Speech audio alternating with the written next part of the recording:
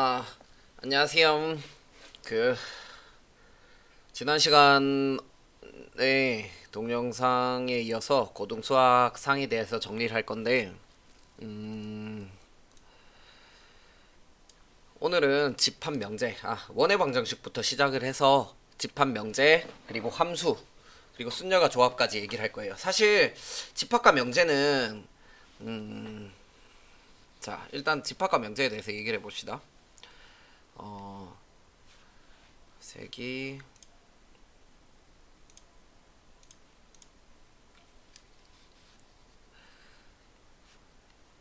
집합과 명제는 명제 단원 중에서 절대분응식 그리고 증명 정도를 제외하고는 그렇게 크게 중요하지 않아요. 그러니까 크게 중요하지 않다는 게 무슨 얘기냐면 모의고사나 사실 뒤에는 모의고사 그리고 뒤에 나오는 미적분 이런 단원들과는 크게 연관이 안 돼 있다는 건데, 근데 이 집합에 대한 개념과 명제에 대한 이해를 못하면 전체적으로 논리의 오류가 생길 수 있어요. 논리 오류. 이게 왜 이렇지? 예를 들면 제일 많이 여러분들이 범하는 오류가 이런 거거든요. 야, 야, 뭐냐, 너 누구 좋아한다며? 뭐, 누구 이렇게 하니까 좀 현실이 없으니까, 야, 너 조문혁 선생님 좋아한다며? 이런 식으로 얘기하죠. 그러면 아니라 그러겠죠? 아니? 그럼 싫어하냐? 이런 식으로 논리가 간단 말이에요. 자, 그러면 좋아하지 않는다. 좋아하지 않는다는 싫어한다냐? 자, 이게 무슨 논리냐면, 자, 전체 집합이 이렇게 있어요. 그러면 이렇게 갈려있어 여기가 좋아한다고 여기가 싫어한다예요. 그럼 좋지 않으면 당연히 싫어한다죠. 왜냐면 좋아한다의 여집합은 싫어한다니까. 그쵸? 하지만 이런 경우가 있을 거 아니에요. 어 좋아한다, 싫어한다, 좋지도 않고 싫지도 않다. 그쵸? 그러니까 이 집합에 대한 단원이 뭐냐면 좋아하지 않으면 싫어한다. 그러니까 부정은 여집합, 진리집합이 여집합이잖아요. 부정이 그 반대가 되는 상황이기 위해선 이 두 개의 합집합이 전체 집합이 돼야 되는 거고, 그리고 서로서여야 된다는 거예요. 그쵸? 그러면 이런 것도 대우에 대한 그것도 많이 실수를 하는데, 음 놀았더니 어 아 뭐 이런 얘기를 해볼게요. 게임을 해서 성적이 떨어졌어요. 그럼 이런 얘기를 할 거예요. 게임을 안 하면 성적이 오르겠지. 게임을 안 하면 성적이 오르겠지. 왜? 게임을 했으면 성적이 떨어졌으니까. 근데 이게 언제 성립하는 거면 게임을 하면 성적이 내려가고, 성적이 내려가면 게임이 내려가는 필요 충분 조건일 때 성립한다는 얘기예요. 이게 성립을 하기 위해서. 자, 그러니까 우리가 게임을 하면 성적이 내려간다. 이거를 만족시키기 위해선, 이거에 대해서는 당연한 논리가 생기기 위해선 뭐가 생겨야 되냐? 이거 지워져, 이거 보여가지고 안 되겠네. 자, 이쪽으로 옮길게요. 게임을 하면 성적이 내려간다. 이거의 논리에 대해서 대응을 우리가 하려면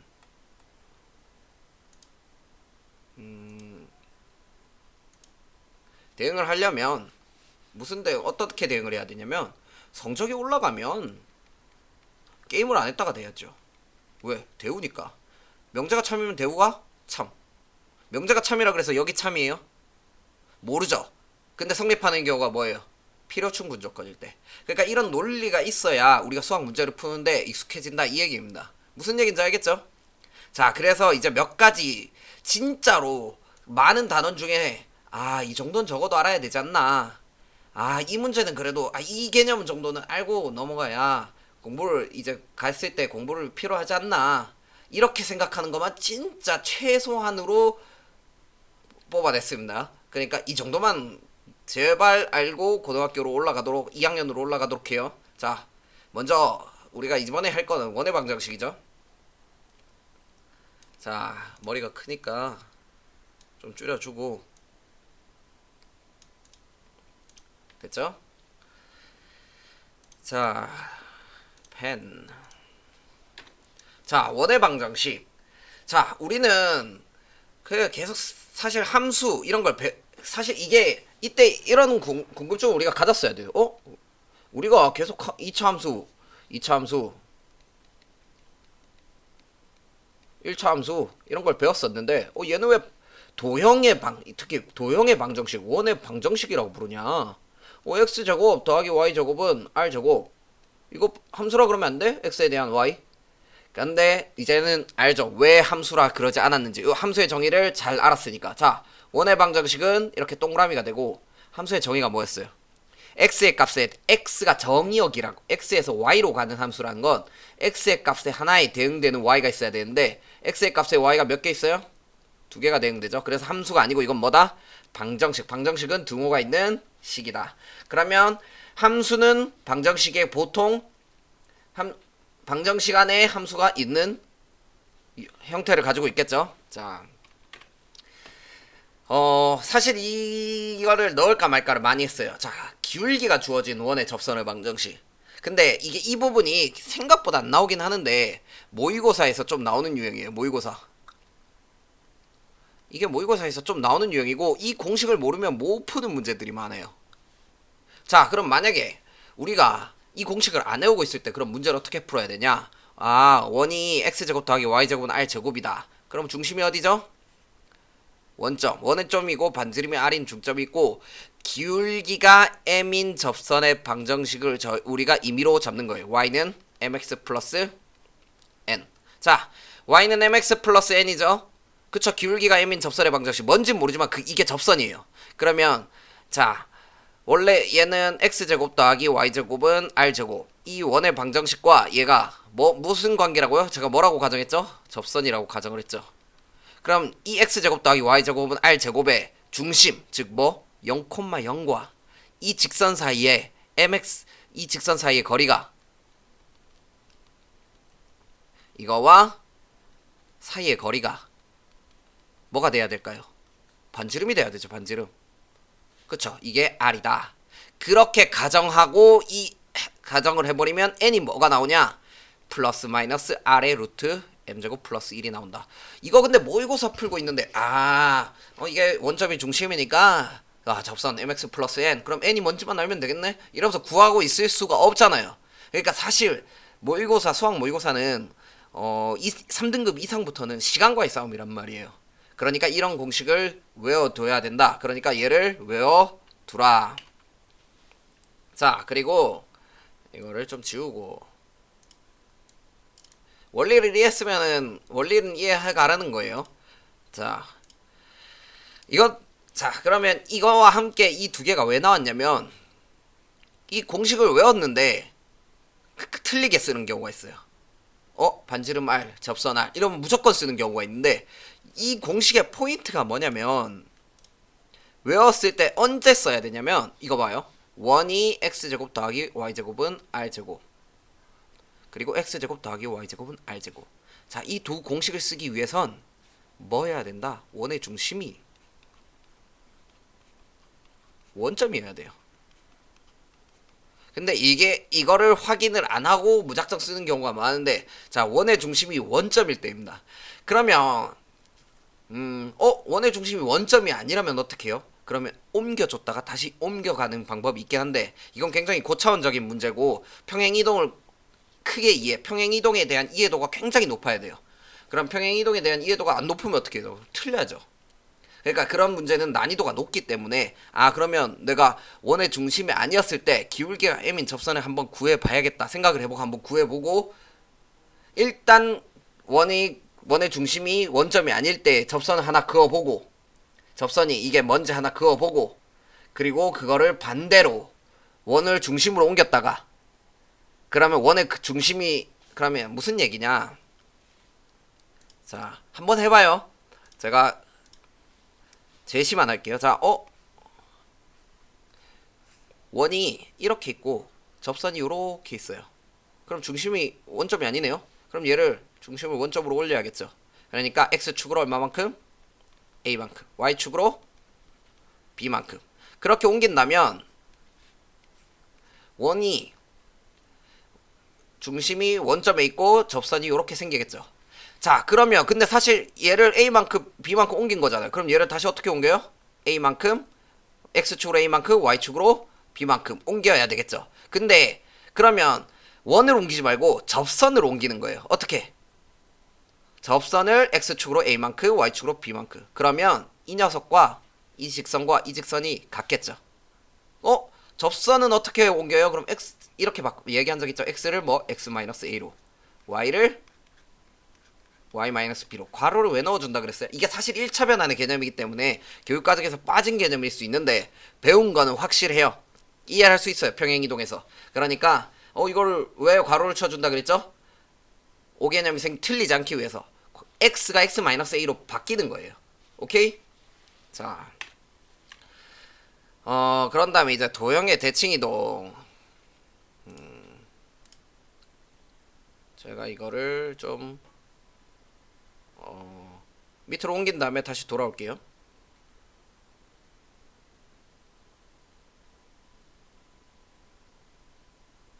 아니다. 그냥 원큐로 가려면 귀찮아서 그냥 지우겠습니다. 자, 얘를 무엇을 신경 쓰라? 얘는 원의 중심이 뭐여야 된다? 자, 그 대칭이동을 계속 얘기했는데 대칭이동 이거는 그냥 알아둬요.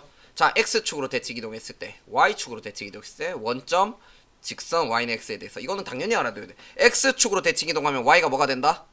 y가 마이너스 y로 바뀐다. 그냥 바꾸면 돼요. y축은 x가 마이너스 x로 나온다. 원점은 x축으로 대칭이동하고 y축으로 대칭이동한 거 똑같거든요. 반대도 똑같아요. y축으로 대칭이동하고 x축으로 대칭이동한 거. 그래서 x도 뭐로 바뀌고 마이너스 x, y도 마이너스 y로 바뀐다. y는 x에 대해 대칭이동하면 x, y, x좌표가 y좌표가 되고 y좌표가 x좌표가 되거든요. 그러니까 xy가 yx로 바뀐다. 이게 왜 그런지 이해가 안 되면 고민해서 이해를 해봐야 돼요.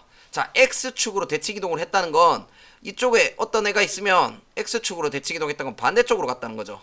y좌표만 바뀌잖아요. y좌표만. 언제로? 반대로. x축의 기준으로 반대로. 자, 여기가 a면 a만큼 더 가야겠죠. 그러니까 얘는 a 0,a a 콘인데 얘는 1,-a가 되니까. 오케이? 자, 절대 부등식. 절대 부등식은 사실 이거 교과서에 있는 것만 복사했거든요. 이 부분은 교과서를 한번 봐봐요. 사실 중요한 건 다음에 있으니까. 자, 몇 가지 절대 부등식 중에서 내가 이거는 그래도 증명할 줄 알아야 되겠구나. 그래도 이거 정도는 내가 증명하고 넘어가야 돼.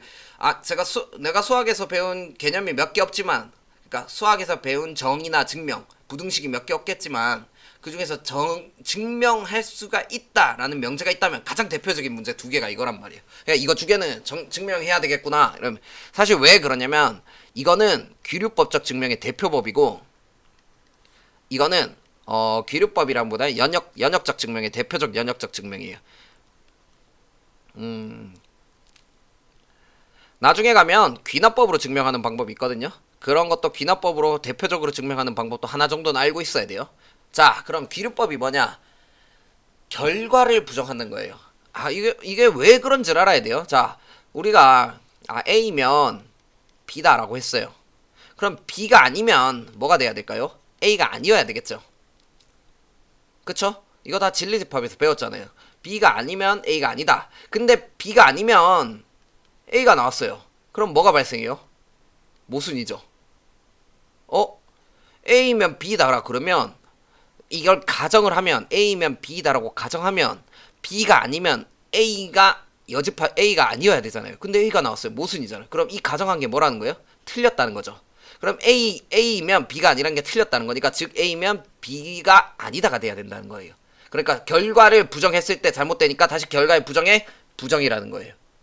오케이? 뭐 이해를 안 될 수도 있는데 이거는 진리집합에 대해서 생각을 하면서 진리집합을 한번 생각해보면서 궁금하면 다시 질문을 하도록 해요. 자, 루트 2가 유리수라고 가정하면 유리수가 아니다. 사실 유리수가 아니다 라는 얘기가 예전에는 무리수다라고 배웠었는데 정확한 건 유리수가 아니다니까. 유리수가 아니다. 그러니까 루트 2가 무리수인 걸 증명하기 위해서 실수에서는 유리수가 아니면 뭐예요? 무리수죠. 근데 우린 허수로 배웠으니까 만약에 루트 2가 실수라고 가정한다면 유리수가 아니면 무리수다라고 하니까 무리수라고 증명의 대표적인 방법이라는 거예요. 그럼 루트가 2가 유리수라고 가정하면 자 유리수가 뭔지 알아야겠죠? A분의 B 이렇게 A와 B는 자연수라고 많이 나오는데 사실 음수일 수도 있기 때문에 음이 아닌 A, B는 정수 뭐 이런 식으로 사실 얘기해야 돼요. 서로서인 정수 아니에요. 그러니까 서로서인 정수가 굳이 아니어도 되지만 정확하게는 서로 네 굳이 아니어도 되니까 왜 중복된 것을 포함할 뿐이지. 그쵸? 자 그러면 우리가 루트 2라는 거를 우리가 편한 애로 바꿔주기 위해서 루트 2에 있는 b라고 할게요. 그러면 양변을 제곱해요. 그럼 2a 제곱은 b제곱이죠. 그쵸? 자 그럼 b제곱이 2의 배수예요. 왜?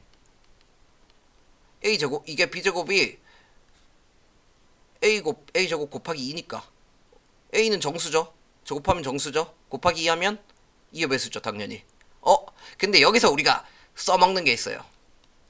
자 어떠한 x제곱이 2의 배수면 x도 2의 배수다. 이게 교과서에 나와 있거든요. 그러니까 이거를 모르면 증명을 할 수가 없는 거예요. 이거는 또 어떻게 증명해요? x가 정수라고 가정했기 때문에 가능한 내용이에요. 교과서를 한번 봐보세요. 그럼 x제곱이 2의 배수면 b의 제곱이 2의 배수면 a제곱도 2의 배수. 그러면 b의 x도 2의 배수. 그럼 b도 2의 배수겠죠? 그쵸? b가 2의 배수면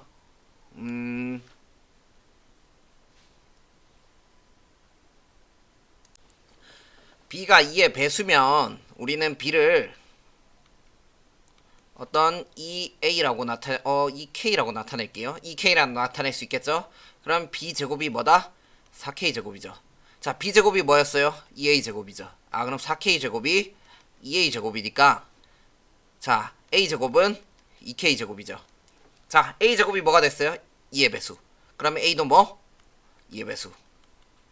자, 그럼 여기서 서로 소인 정수라고 했죠. 서로 소인 정수에 대해서 뭐다? 모순이 된다. 만약에 서로소가 아니면 뭐가 된다? 약분이 된다. 약분이 돼도 그럼 그쵸? 그래서 우리가 가정의 모순이기 때문에 루트 2는 유리수가 아니다가 아니다. 부정의 부정. 그럼 뭐다? 유리수다. 유리수가 아니다가 유리수다라고 가정했더니 유리수다라고 가정한 게 부정이니까 아니다. 그래서 루트 2는 유리수가 아니다라는 걸 증명했다는 거예요. 자, 그러면 2번 연역적 증명인데 이거 대표적인 산술기하평균이죠. 산술기하평균이라고 부르죠. 자, 얘가 뭐 산술평균, 얘가 뭐 기하평균. 그쵸? 자, 이거의 대표적인 증명은 사실 이거예요. a-b의 제곱. 우리는 제곱수가 뭐인 걸 알고 있어요? 0보다 크거나 같다. 사실 여기서 우리가 a가 0보다 크거나 b가 0보다 클 때라고 했는데 a가 0보다 크거나 b가 0보다 클 때가 무슨 상관이에요? 라고 생각을 좀 해볼 필요가 있어요. 자, 요거 사실 산술기하 평균을 적용하기 위해선 이게 성립을 해야 되거든요. 왜 그런지 한번 생각을 해봅시다. 자, 그럼 a제곱 마이너스 2ab 더하기 b제곱은 0보다 크거나 같죠? 자, 양변에 4ab를 더해요. a제곱 더하기 2ab 더하기 b제곱은 4ab. 그쵸? 양변에 루트를 씌울게요. 자, a 플러스 b의 제곱. 그러면 2 루트 ab. 양변을 2로 나누면 루트를 씌웠죠. 자, 양변에 루트를 2로 나누면 2분의 a 플러스 b가 루트 ab보다 크다. 그럼 a가 0보다 크거나 a와 b가 0보다 크다가 언제 쓰였을까요? 여기서. 자, 동영상을 잠깐 멈추고 생각을 해봐요. 얘기를 해보고 정리가 됐을 때 재생을 합니다. 자, 답은 이 부분이에요. 자, 우리가 유리함수와 무리함수 아니면 그 전에 무리식을 배우기도 또 썼지만 루트를 함부로 씌울 수 있을까요? 루트를 씌울 수 있는 경우는 언제예요? A와 B가 둘 다 뭐일 때? 뭐일 때? 양수일 때죠. 그럼 A, B가 양수여야 되잖아요. 그럼 A, B가 양수이기 위해선 A가 0보다 크고 B가 0보다 크거나 또는 A가 음수고 B도 음수여야 되잖아요. 그쵸? 그러면 음수여도 되는 거 아닌가요? 음수여도 되는 거 아니에요? 이렇게 얘기할 수 있겠죠. 자, 그럼 생각을 해봐요. 음수인데 음수예요? 음수면 이분의 A 플러스 둘 다 음수면 A 2분의 A 플러스 B가 음수 아니에요? 근데 루트 값은 뭐예요? 무조건 양수가 되죠. 그럼 이건 어디서 모순이 나왔을까? 이것도 동영상을 멈추고 한번 고민을 해보고 얘기를 해보세요. 자, 문제는 여기서 나와요. A 플러스 B의 제곱에서 A 플러스 B의 제곱 A 플러스 B가 음수가 돼버리면 제곱하면 양수가 돼버리죠. 그러니까 부호가 바뀌었다. 즉 부등호가 바뀌어야 되는 상황이 되는 거예요. 그쵸? 뭔지 알겠어요? 자, A 플러스 B에서 제곱이란 건 A 플러스 B를 곱한 상황이잖아요. 그쵸? A 플러스 B에서 A 플러스 B를 곱한 상황인데 A 플러스 B가 음수니까 원래 부등호가 바뀌어야 되는 상황이죠. 왜 그런지 알겠죠? 그래서 자, 산술기하평균 항상 두 개가 양수일 때 성립해야 된다는 거 중요합니다. 기억하세요. 왜냐면 산술기하평균이 진짜 많이 나와요. 자, 다음 1대1 함수와 1대1 대응이란 무엇일까? 사실 1대1 함수와 1대1 대응을 알아야 되는 건 정의 뭘 알아야 되냐면 제일 중요한 게 사실 이거예요. 자, 1대1 대응이란 걸 정의를 알아봅시다. 1대1 대응이란 걸 사실 거꾸로 가는 거예요. 1대1 대응은 뭐하고 필요 충분 조건이냐? 뭐이면 1대1 대응이냐? 요쪽에 1대1 함수이고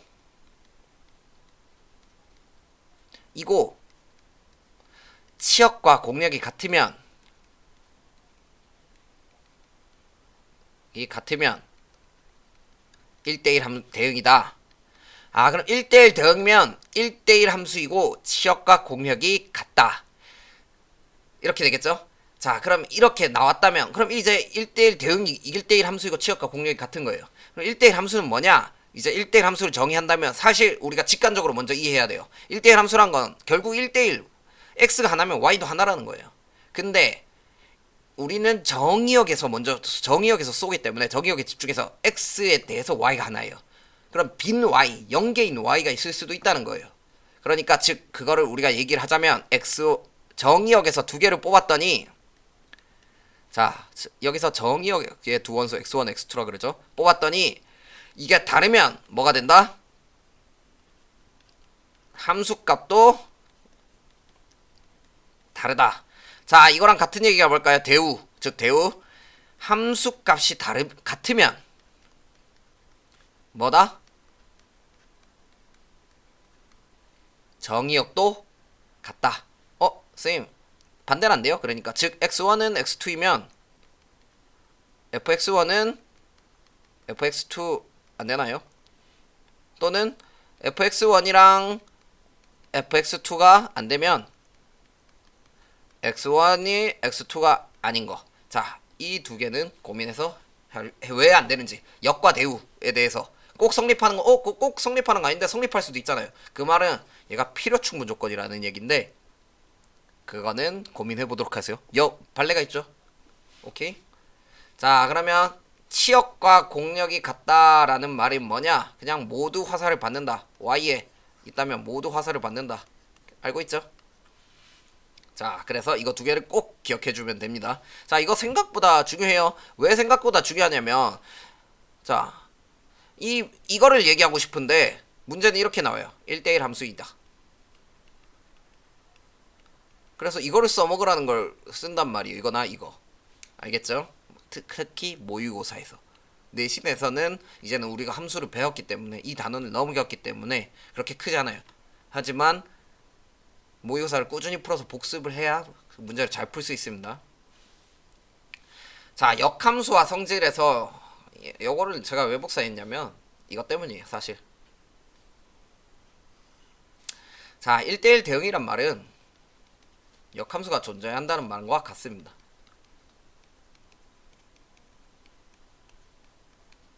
같다는 말이 아니라 필요 충분 조건이에요. 뭐 필요 충분 조건이 같다고 해도 되겠죠. 그러니까 1대1 대응이란 말은 역함수가 존재한다는 말이고 역함수가 존재한다는 말은 1대1 대응이란 말이에요. 그러니까 문제에 역함수가 존재한다 이렇게 나왔을 때 우리는 이거 역함수가 존재한다는 말이 1대1 대응이다 라는 말이랑 똑같다는 거를 알고 있어야 된다는 거예요. 그러니까 사람이 국어에서 이런 얘기를 하잖아요. 아, 화자의 의도를 파악해라. 그럼 우리는 문제 출제자의 의도를 파악해 보자는 거예요. 역함수가 존재한다 이렇게 했을 때 우리가 만약에 그냥 1대1 대응이다 이렇게 얘기했어요. 그럼 문제 쉽게 풀 것 같아요. 그럼 이걸 좀 더 꼬고 싶을 때 이렇게 꼬고 싶어요. 아, 그럼 얘를 역함수가 존재한다 라고 얘기했을 때 의도가 좀 바뀔 수 있겠구나, 잘못 이해할 수도 있겠구나. 그래서 같은 말이지만 다른 말을 써서 좀 더 어렵게 보이자. 자, 그리고 이 3번 있잖아요. 이게 역함수의 합성이 항상 같다, 항등함수긴 해요. 항등함수인데 둘 다 항등함수인데 집합에 대한 생각을 해서 이건 왜 x고 이건 y인지 생각해봐요. 이거 해결하면 좀 함수에 대한 이해가 굉장히 높은 겁니다. 자, 여기 나왔죠? 역함수가 존재하기 위한 필요 충분 조건은 1대1 대응인 것이다. 이거 생각보다 중요합니다. 자, 순열과 조합에 대해서 얘기할 건데 사실 순열과 조합은 문제를 많이 풀어봐야 돼요. 경우의 수 문제는 문제를 많이 풀어보면서 사고력도 증진시키고 언제 순열을 쓰고 언제 조합을 쓰고, 사실 순열과 조합을 안 써도 문제가 푸는 경우가 많아요. 그냥 사고만 돼서도. 그쵸? 근데 좀 중요해는, 자, 우리는 이거 약속이에요. 0 팩토리얼은 1이라고 하자, MP0은 1이라고 하자. 이거 약속입니다. 그러니까 이걸 모르고 있을 때 막 갑자기 0 팩토리얼을 쓰게 되는 경우가 생겼을 때 우리가 굉장히 헷갈릴 수가 있어요. 그리고 당연히 우리는 이제 NPR을 외워둬야 된다. 자, NPR은 사실 n 곱하기 n-1 곱하기 n-2 곱하기 점점점점점 몇 개가 나와야 돼요? n개 중에 r개를 빼서 나열하는 수니까 r개가 나와야 되죠. 그럼 마지막에 뭐다? n-r 플러스 1이다 이건데, 사실 이거와 이게 뭐 어떤 경우다? 같은 경우다. 즉 얘가 n-r의 팩토리얼 n 팩토리얼이 된다. 자, 그러면 조합이 나오겠죠? 자, 조합이란 말은 사실 r개를 택하는 조합의 수와 순열은 r개를 택해서 나열하는 수. 그럼 택하는 거 먼저 배우고 나열을 해야 되지 않나 싶은데 우리가 수학사적으로 먼저 나열을 시키고 그거에서 중복된 걸 빼왔기 때문에 우리가 그걸 배우는 거예요. 나열시킨 다음에 그럼 중복된 걸 빼봅시다. 중복된 게 몇 개나 있나? 그랬더니 r 팩토리얼 게 있다는 거예요. 그래서 NPR을 뭐로 나눈다? r 팩토리얼. 즉 r 팩토리얼 n-r의 팩토리얼 n 팩토리얼. 그러니까 사실 이거를 우리가 이 부분을 외우면 까먹어요. 그러니까 우리가 흐름을 어떻게 돼야 되냐? NPR이 n부터 r개 나열하는 방법이고 이거고, 이거가 되면 이거가 되겠다. 이까지 이해할 수 있잖아요. 얘는 요렇게 생겼다. 자, 그러니까 요거 하나만 외웠을 때 얘를 그냥 선택하는 방법의 수라고 했을 때 r개를 택했죠. 그러면 예를 들면 1, 2, 3을 택했어요. 그러면 얘를 1, 2, 3을 택하나 2, 1, 3을 택하나 3, 2, 1을 택하나 다 똑같겠죠. 그러니까 즉 몇 개? 3을 나열하는 3 팩토리얼 개수만큼 똑같겠죠. 그럼 r개를 택했으니까 몇 개가 똑같아요? r 팩토리얼 개가 똑같겠구나. 그래서 우리가 발전을 해서 얘를 r 팩토리얼로 나눈 게 뭐다? NCR이다. 이렇게 의식의 흐름을 이렇게 가야 돼요. 그래야 우리가 까먹었더라도 다시 기억합니다. 알겠죠? 그리고 하나 기억을 해둘 거, NCR은 NC n-r. 이거 왜 나왔는지 궁금하죠? n-r이 양수여야 되거든요. 그쵸? 사실 이거 좀 쓸데없어 보이지만 이 등호 이거 굉장히 중요한 거거든요. 등호 왜 중요한지는 고민해보세요. 없을 때는 안 되나? 없을 때도 되는데. 알겠죠? 그리고 교과서 펴봐요. 없는 게 있을 거예요. 오케이? 자, 문제 한번 풀어보고 끝마치도록 하겠습니다. 자, 집합 x는 1, 2, 3, 4, 1, 2, 3, 4, 5, 6. 자, x가 1, 2, 3, 4예요. 자, y가 1, 2, 3, 4, 5, 6이에요. 그럼 일단 이거부터 얘기해 볼게요. x에서 y로 가는 함수의 개수. 함수의 개수 왜 자꾸 나와요? 이렇게 얘기하는데 생각보다 중요하니까. 1이 갈 수 있는 경우가 몇 개예요? 1이. 자, 갈 수 있는 경우의 수. 6개죠? 그럼 2는 6개. 3은 6개. 그럼 6개가 몇 개? 6의 4제곱. 왜 6의 4제곱인지 이게 함수 모든 함수의 개수예요. 자, 근데 여기서 이제 조건을 생각해 보는 거예요. 1번. A는 B가 아니면 FA는 FB가 아니다.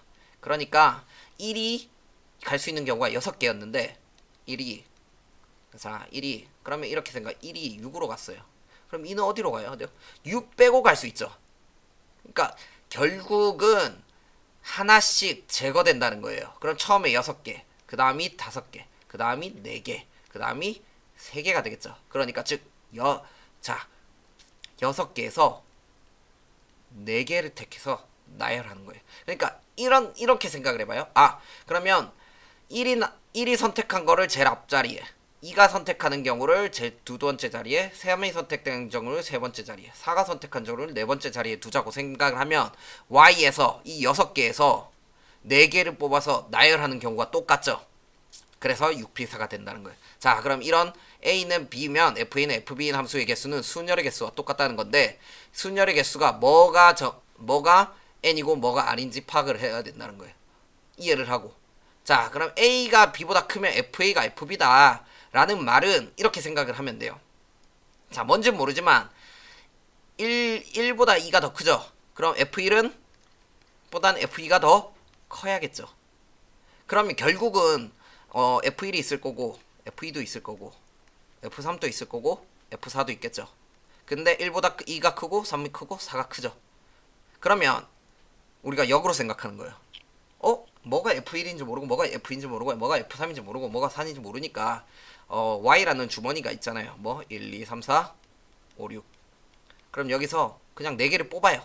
그럼 제가 4개를 뽑아볼게요. 뭐 5, 3, 2, 6 이렇게 뽑았어요. 그러면 여기서 제일 작은 게 뭐가 될 거예요? 얘가 F1이 되겠죠. 왜냐면 제일 작아야 되니까. 얘는 F2 그러면 5는 F3 6은 F4 그러니까 뽑기만 하면 순서는 뭐가 F1이고 뭐가 F인지 정해지죠. 그 말은 6개에서 그냥 뭐만 하면 된다? 4개만 뽑으면 된다. 자 이건 조합의 개수라는 거예요. 나중에 우리가 순열과 조합 말고도 많은 거를 배우는데 얘는 뭐 중복조합 중복순열 뭐 이런 걸 배우거든요. 그러니까 중복조합과 중복순열 이런 거에 대해서 우리가 함수의 개수로 다 정의를 할 수 있어요. 그러니까 함수의 개수와 순열과 같다. 함수의 개수와 조합과 같은 정의의 함수의 개수, 순열의 개수와 같은 정의의 함수 개수를 좀 기억을 하도록 합시다. 이 문제 그 교과서 발전 문제 13번이거든요. 굉장히 중요한 문제니까 좀 고민해 보도록 비슷한 문제도 좀 풀어보고 시중 문제집에 많이 있을 거예요. 자 이렇게 우리가 문제를 한번 풀어봤는데 별거 없으니까 한번 쭉 훑어보고 바로 지수로그 함수 그 고등학교 수학이 부족해서 수학이 어려워서 다음을 못 배웠다. 수학이 너무 어려워지더라. 이런 경우가 없는 게 있는 게 굉장히 안타까워요. 그러니까 이런 경우를 좀 줄여서 고등학교 1학년, 2학년 수학 1, 수학 2까지 해서 나중에 수능까지 좀 열심히 해보도록 해서 대박 나도록 합시다. 고생하셨습니다.